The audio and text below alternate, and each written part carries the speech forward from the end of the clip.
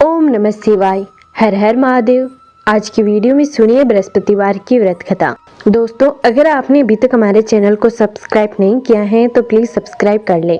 प्राचीन समय की बात है। भारतवर्ष में एक राजा राज्य करता था। वह बड़ा ही प्रतापी और दानी था।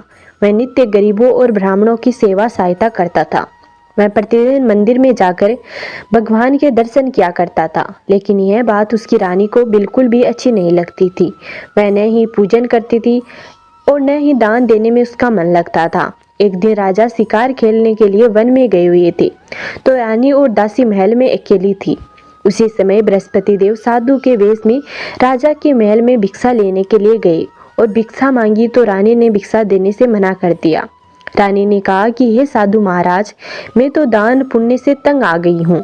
इस कार्य के लिए मेरे पतिदेव ही बहुत है। अब आप ऐसी कृपा करें कि सारा धन नष्ट हो जाए तथा मैं आराम से रह सकूं। साधु ने कहा, हे देवी, तुम तो बड़ी अजीब हो। धन और संतान से कौन दुखी होता है? इसकी तो सभी कामना करते हैं। पापी भी पुत्र और धन की इच्छा रखते हैं। अगर तुम्हारे पास अधिक धन है तो भूखे मनुष्यों को भोजन कराओ, प्याऊ बनवाओ, ब्राह्मणों को दान दो, कुआं, तालाब, बावड़ी, बाग बगीचे आदि का निर्माण कराओ, मंदिर, पाठशाला, धर्मशाला बनवाकर दान दो, निर्धनों की कुंवारी कन्याओं का विवाह कराओ, साथ ही यज्ञ आदि कर्म करो। अपने धन को शुभ कार्यों में खर्च करो। ऐसा करने से तुम्हारा नाम परलोक में सार्थक होगा एवं स्वर्ग की प्राप्ति होगी। लेकिन रानी पर उपदेश का कोई प्रभाव न पड़ा। वह बोली, महाराज, मुझे ऐसे धन की आवश्यकता नहीं जिसको मैं अन्य लोगों को दान दूं, जिसको रखने और संभालने में ही मेरा सारा समय नष्ट हो जाए। अब आप ऐसी कृपा करें कि यह सारा धन नष्ट हो जाए और मैं आराम से रह सकूं।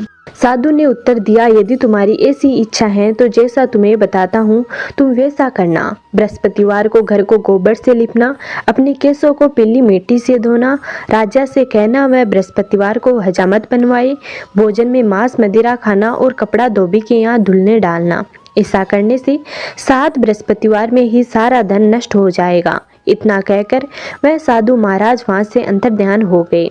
इसके बाद रानी ने वही किया जो साधु महाराज ने कहा था। 3 बृहस्पतिवार ही बीते थे कि उसका समस्त धन संपत्ति नष्ट हो गया और भोजन के लिए राजा रानी तरसने लगे। तब एक दिन राजा ने रानी से कहा कि तुम यहाँ पर रहो, मैं दूसरे देश में चाकरी के लिए चला जाऊं, क्योंकि यहाँ पर मुझे सभी मनुष्य जानते हैं, इसलिए कोई कार्य भी नहीं कर सकता। देश चोरी परदेश भीख बराबर है।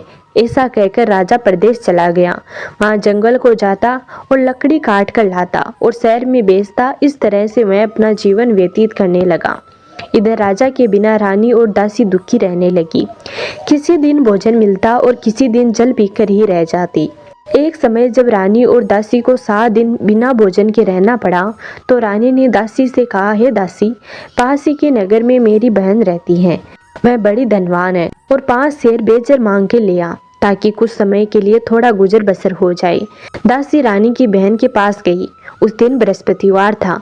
रानी की बहन उस समय बृहस्पतिवार की कथा सुन रही थी। दासी ने रानी की बहन को अपनी रानी का संदेश दिया, लेकिन रानी की बहन ने कोई उत्तर नहीं दिया। जब दासी को रानी की बहन से कोई उत्तर न मिला तो वह बहुत दुखी हुई। उसे क्रोध भी आया। दासी ने वापस आकर रानी को सारी बात बता दी। सुनकर रानी ने कहा कि हे दासी, इसमें उसका कोई दोष नहीं है। जब बुरे दिन आते हैं तब कोई सहारा नहीं बनते। अच्छे बुरे का पता विपत्ति में ही लगता है। जो ईश्वर की इच्छा होगी वही होगा। यह सब हमारे भाग्य का दोष है। यह सब कहकर रानी ने अपने भाग्य को कोसा। उधर रानी की बहन ने सोचा कि मेरी बहन की दासी आई थी, लेकिन मैं उससे नहीं बोली, इससे वह बहुत दुखी हुई होगी। कथा सुनकर और पूजन समाप्त कर वह अपनी बहन के घर गई और कहने लगी, हे बहन, मैं बृहस्पतिवार का व्रत कर रही थी। तुम्हारी दासी गई, लेकिन जब तक कथा होती तब तक न तो उठते हैं और न ही बोलते हैं, इसलिए मैं नहीं बोली। कहो दासी क्यों गई थी? रानी बोली, बहन, हमारे घर अनाज नहीं था। ऐसा कहते कहते रानी की आंखें भर आई। उसने दासियों समेत 7 दिन तक भूखा रहने की बात भी अपनी बहन को बता दी। इसलिए मैंने दासी को तुम्हारे पास 5 शेर बेचकर लेने के लिए भेजा था। रानी की बहन बोली, बहन देखो, बृहस्पति देव सबकी मनोकामना पूरी करते हैं। देखो, शायद तुम्हारे घर में अनाज रखा हो। पहले तो रानी को विश्वास नहीं हुआ, परंतु बहन के आग्रह करने पर उसने दासी को अंदर भेजा। दासी घर के अंदर गई तो वहां पर उसे एक घड़ा बेजर से भरा मिल गया। उसे बड़ी हैरानी हुई। उसने बाहर आकर रानी को बताया। दासी रानी से कहने लगी, हे रानी, जब हमको भोजन नहीं मिलता तो हम व्रत ही तो करते हैं, इसलिए क्यों न इनसे व्रत और व्रत की कथा विधि पूछ ली जाए, हम भी व्रत क्या करेंगे। दासी के कहने पर रानी ने अपनी बहन से बृहस्पतिवार व्रत के बारे में पूछा। उसकी बहन ने बताया, बृहस्पतिवार के व्रत में चने की दाल, गुड़ और मुनक्का से भगवान विष्णु का केले के वृक्ष की जड़ में पूजन करें तथा दीपक जलाएं और कथा सुने। उस दिन एक ही समय भोजन करें। भोजन में पीले खाद्य पदार्थ का सेवन जरूर करें, इससे गुरु भगवान प्रसन्न होते हैं, अन्न, पुत्र और धन का वरदान देते हैं, साथ ही सभी मनोकामनाएं पूरी करते हैं। व्रत और पूजन की विधि बताकर रानी की बहन अपने घर लौट आई। रानी और दासी दोनों ने निश्चय किया कि बृहस्पति देव भगवान का पूजन जरूर करेंगे। 7 रोज बाद जब बृहस्पतिवार आया तो उन्होंने व्रत रखा। गुड़साल में जाकर चना और गुड़ बीन लाई तथा उसकी दाल से केले की जड़ तथा भगवान विष्णु का पूजन किया। अब पीला भोजन कहाँ से लाएं? दोनों बड़ी दुखी हुई, परंतु उन्होंने व्रत किया था इसलिए बृहस्पति देव भगवान प्रसन्न थे। एक साधारण व्यक्ति के रूप में 2 थाली में पीला भोजन लाए और दासी को देकर बोले, हे दासी, यह भोजन तुम्हारे और तुम्हारी रानी के लिए है, इसे तुम दोनों ग्रहण करना। दासी भोजन पाकर बहुत खुश हुई। उसने रानी से कहा, चलो रानी जी भोजन कर लो। परंतु रानी को भोजन आने के बारे में कुछ भी नहीं पता था, इसलिए उसने कहा कि जा तू ही भोजन कर, क्योंकि तू व्यर्थ में हमारी हंसी उड़ाती है। तब दासी ने कहा, एक व्यक्ति भोजन दे गया है। तब रानी ने कहा, वह व्यक्ति तेरे लिए भोजन दे गया है, तू ही भोजन कर। तब दासी ने कहा, वह व्यक्ति हम दोनों के लिए 2 थाली में सुंदर पीला भोजन दे गया है, इसलिए मैं और आप दोनों ही साथ भोजन करेंगे। यह सुनकर रानी बहुत खुश हुई और दोनों ने गुरु भगवान को नमस्कार कर भोजन किया। उसके बाद से वे प्रत्येक बृहस्पतिवार को गुरु भगवान का व्रत और पूजन करने लगी। बृहस्पति भगवान की कृपा से उनके पास धन हो गया, लेकिन रानी फिर पहले की तरह आलस्य करने लगी। तब दासी बोली, देखो रानी, तुम पहले भी इस प्रकार आलस्य करती थी, तुम्हें धन रखने के में कष्ट होता है, इस कारण सभी धन नष्ट हो गया। अब गुरु भगवान की कृपा से धन मिला है तो फिर तुम्हें आलस्य होता है। बड़ी मुसीबतों के बाद हमने यह धन पाया है, इसलिए हमें दान पुण्य करना चाहिए। अब तुम भूखे मनुष्यों को भोजन कराओ, प्याऊ बनवाओ, ब्राह्मणों को दान दो, कुआं, तालाब, बावड़ी और बाग बगीचे आदि का निर्माण करवाओ, मंदिर, पाठशाला और धर्मशाला बनवाकर दान दो, निर्धनों की कुंवारी कन्याओं का विवाह कराओ, साथ ही यज्ञ आदि कर्म करो, अपने धन को शुभ कार्यों में खर्च करो, जिससे तुम्हारे कुल का यश बढ़े और स्वर्ग प्राप्त हो और पितृ प्रसन्न हो। दासी की बात मानकर रानी शुभ कर्म करने लगी। उसका यश फैलने लगा। एक दिन रानी और दासी आपस में विचार करने लगी कि न जाने राजा किस दशा में होंगे। उनकी कोई खोज खबर भी नहीं थी। उन्होंने श्रद्धा पूर्वक बृहस्पति भगवान से प्रार्थना की कि राजा जहाँ कहीं भी हो शीघ्र वापस आ जाए। उसी रात को बृहस्पति देव ने राजा को स्वप्न में कहा कि हे राजा, उठ, तेरी रानी तुझको याद करती है, अपने देश को लौट जा। राजा प्रातःकाल उठा और जंगल से लकड़ी काटने के लिए जंगल की ओर चल पड़ा। जंगल से गुजरते हुए विचार करने लगा कि रानी की गलती से उसे कितने दुख भोगने पड़े। राजपाट छोड़कर जंगल में आकर रहना पड़ा, जंगल से लकड़ी काटकर शहर में बेचकर गुजारा करना पड़ा और अपनी दशा को याद करके वह व्याकुल होने लगा। उसी समय राजा के पास बृहस्पति देव साधु के वेश में आकर बोले, हे लकड़हारे, तुम इस सुनसान जंगल में किस चिंता में बैठे हो, मुझे बतलाओ। यह सुन राजा के नेत्रों में जल भर आया। साधु की वंदना कर राजा अपनी संपूर्ण कहानी सुना दी। महात्मा दयालु होते हैं। वे राजा से बोले, हे राजा, तुम्हारी पत्नी ने बृहस्पति देव के प्रति अपराध किया था, जिसके कारण तुम्हारी यह दशा हुई। अब तुम चिंता मत करो, भगवान तुम्हें पहले से अधिक धन देंगे। देखो, तुम्हारी पत्नी ने बृहस्पतिवार का व्रत शुरू कर दिया है। अब तुम भी बृहस्पतिवार के व्रत में चने की दाल, गुड़ और मुनक्का से भगवान विष्णु का केले के वृक्ष की जड़ में पूजन करो तथा दीपक जलाकर कथा सुनो। उस दिन एक ही समय भोजन करना, लेकिन भोजन में पीले खाद्य पदार्थ का सेवन जरूर करना। भगवान तुम्हारी सब मनोकामनाओं को पूरा करेंगे।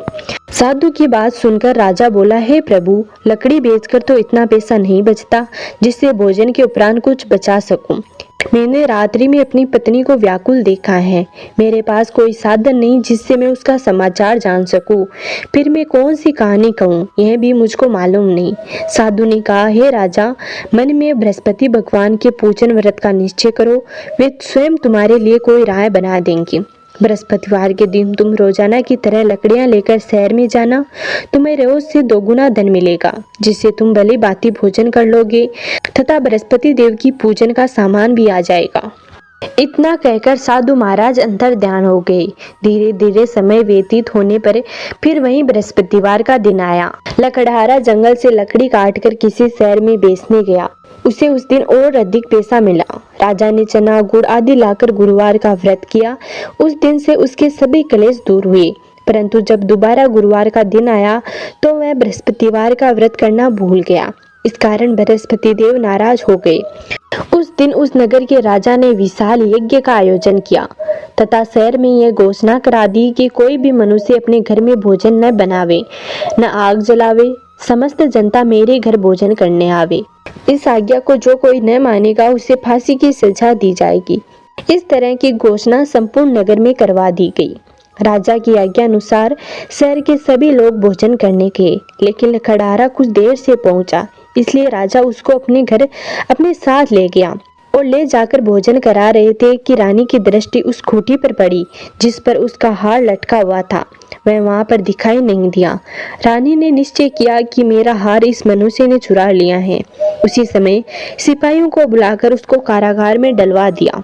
जब लकड़हारा कारागार में पड़ गया और बहुत दुखी होकर विचार करने लगा कि न जाने कौन से पूर्व जन्म के कर्म से मुझे ये दुख प्राप्त हुआ है, और उसी साधु को याद करने लगा जो कि जंगल में मिला था। उसी समय तत्काल बृहस्पति देव साधु के रूप में प्रकट हुए और उसकी दशा को देखकर कहने लगे, अरे मूर्ख, तूने बृहस्पति देव की खता नहीं करी, इस कारण तुझे दुख प्राप्त हुआ है। अब चिंता मत कर, बृहस्पतिवार के दिन कारागार के दरवाजे पर 4 पैसे पड़े मिलेंगे। उनसे तू बृहस्पति देव की पूजा करना, तेरे सभी कष्ट दूर हो जाएंगे। बृहस्पतिवार के दिन उसे 4 पैसे मिले। लकड़हारे ने कथा कही। उसी रात्रि को बृहस्पति देव ने उस नगर के राजा को स्वप्न में कहा, हे राजा, तूने जिस आदमी को कारागार में बंदी किया है वह निर्दोष है, वह राजा है, उसे छोड़ देना। रानी का हार उसी खूंटी पर लटका है। अगर तूने ऐसा नहीं किया तो तेरे राज्य को नष्ट कर दूंगा। इस तरह रात्रि के स्वप्न को देखकर राजा प्रातःकाल उठा और खूंटी पर हार देकर लकड़हारे को बुलाकर क्षमा मांगी तथा लकड़हारे को योग्य सुंदर वस्त्र आभूषण देकर विदा किया। बृहस्पति देव की आज्ञा अनुसार लकड़हारा अपने नगर को चल दिया। राजा जब अपने नगर के निकट पहुंचा तो उसे बड़ा आश्चर्य हुआ। नगर में पहले से अधिक बाग, तालाब, कुएं तथा बहुत सी धर्मशाला, मंदिर आदि बन गए हैं। राजा ने पूछा, यह किसका बाग और धर्मशाला है? तब नगर के सब लोग कहने लगे कि यह सब रानी और बांदी की है। तो राजा को आश्चर्य हुआ और गुस्सा भी आया।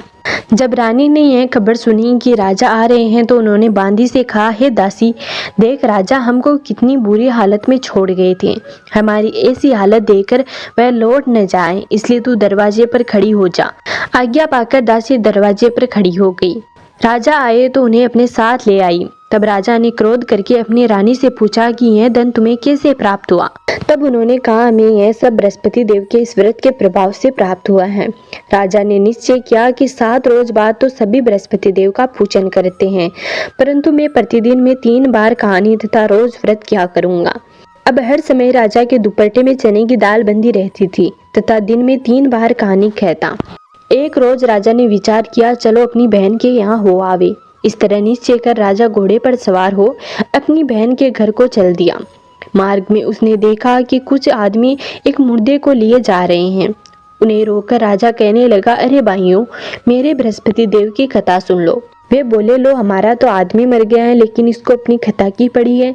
परंतु कुछ आदमी बोले, अच्छा खो, हम तुम्हारी कथा भी सुनेंगे। राजा ने दाल निकाली और जब कथा आदि हुई तो मुर्दा हिलने लगा, और जब कथा समाप्त हो गई तो राम राम करके मनुष्य खड़ा हो गया। आगे मार्ग में उसे एक किसान खेत में हल चलाता मिला। राजा ने उसे देख और उससे बोले, अरे भाई, तू मेरी बृहस्पतिवार की कथा सुन लो। किसान बोला, जब तक मैं तेरी कथा सुनूंगा तब तक 4 हैया जोत दूंगा। जा अपनी कथा किसी और को सुनाना। इस तरह राजा आगे चलने लगा। राजा के हटते ही बैल पछाड़ खाकर गिर गए तथा किसान की पेट में बड़ी जोर से दर्द होने लगा। उस समय उसकी माँ रोटी लेकर आई। उसने जब यह देखा तो अपने पुत्र से सब हाल पूछा और बेटे ने सभी हाल कह दिया। तो बुढ़िया दौड़ी दौड़ी उस घुड़सवार के पास गई और उससे बोली कि मैं तेरी कथा सुनूंगी, तू अपनी कथा मेरे खेत पर चलकर ही कहना। राजा ने बुढ़िया के खेत पर जाकर कथा कही, जिसके सुनते ही वह बैल उठ खड़े हुए तथा किसान के पेट का दर्द भी बंद हो गया। राजा अपनी बहन के घर पहुंचा।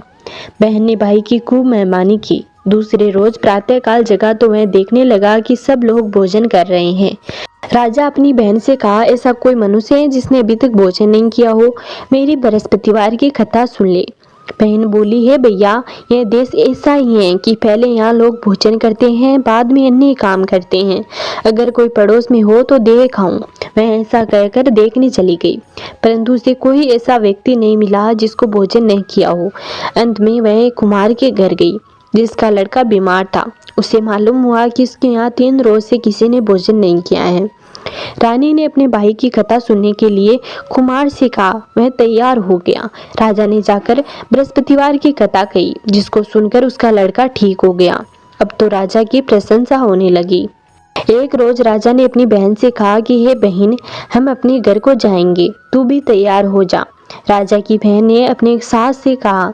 सास ने कहा, हाँ चली जा, परंतु अपने लड़कों को मत लेकर जाना, क्योंकि तेरे भाई के कोई औलाद नहीं है। बहन ने अपने भैया से कहा, हे भैया, मैं तो चलूंगी पर कोई लड़का नहीं जाएगा। राजा बोला, जब कोई बालक नहीं चलेगा तब तू ही क्या करेगी? बड़े दुखी मन से राजा अपने नगर की ओर लौट आया।